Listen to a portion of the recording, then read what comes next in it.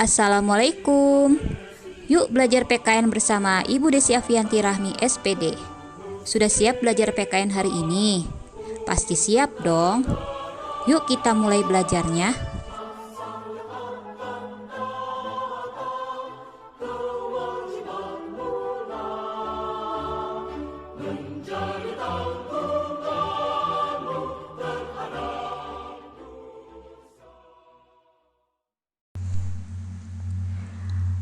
Kita mulai belajarnya. Materi kelas 12 bab 3 sub 2. Sikap selektif terhadap pengaruh iptek. Untuk mempermudah mempelajari materi ini, kita lihat peta konsep berikut. Materi pertama, sikap selektif terhadap pengaruh iptek dari aspek politik. Materi kedua, sikap selektif terhadap pengaruh iptek dari aspek ekonomi. Materi ketiga, sikap selektif terhadap pengaruh iptek dari aspek sosial budaya. Materi keempat, sikap selektif terhadap pengaruh iptek dari aspek hukum, pertahanan, dan keamanan. Materi pertama, sikap selektif terhadap pengaruh iptek dari aspek politik. Apa saja sikap selektif terhadap pengaruh iptek dari aspek politik? Yang pertama, mengedepankan demokratisasi, kebebasan bertanggung jawab, keterbukaan, dan hak asasi manusia. Yang kedua, mengadakan reformasi lembaga-lembaga politik agar menjalankan fungsi dan peranannya secara baik dan benar. Yang ketiga, memperkuat kepercayaan rakyat dengan cara menegakkan pemerintahan yang bersih dan berwibawa. Contohnya, pemerintah menolak tindakan suap di jajaran pemerintahan untuk menjaga pemerintahan yang bersih dari korupsi, kolusi, dan nepotisme. Materi kedua yaitu sikap selektif terhadap pengaruh iptek dari aspek ekonomi. Sikap selektif terhadap pengaruh iptek dari aspek ekonomi. Yang pertama, pertanian dijadikan prioritas utama karena mayoritas penduduk Indonesia bermata pencaharian sebagai petani.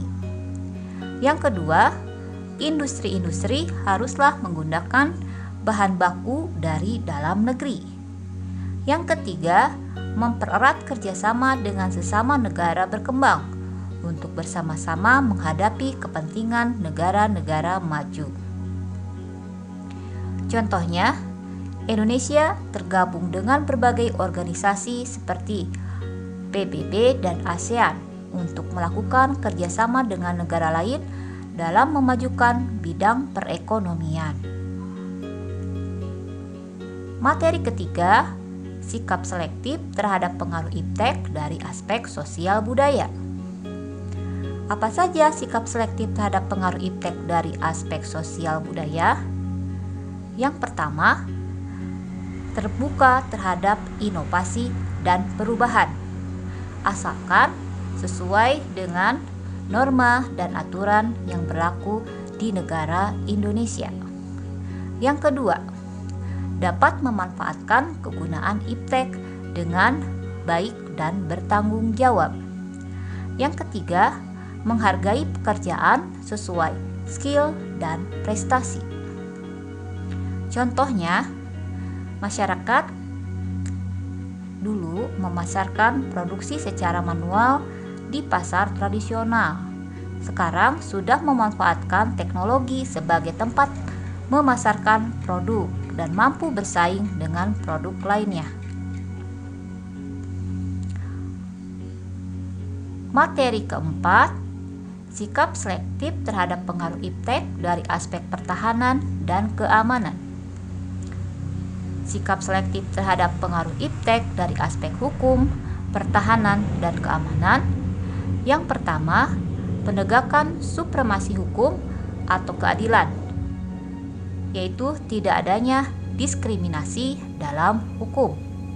Yang kedua, membentuk Fakta Pertahanan Internasional atau perjanjian internasional demi terwujudnya perdamaian dunia.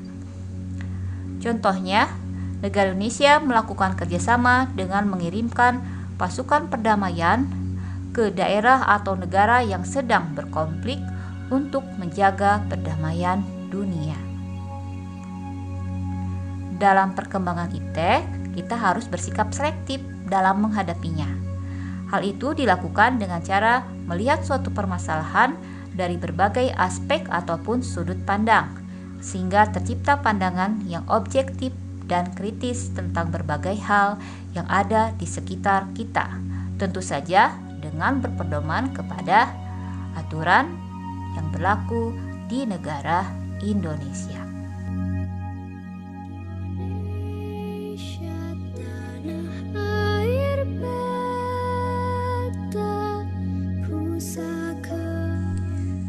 Agar lebih paham, pelajari kembali materinya.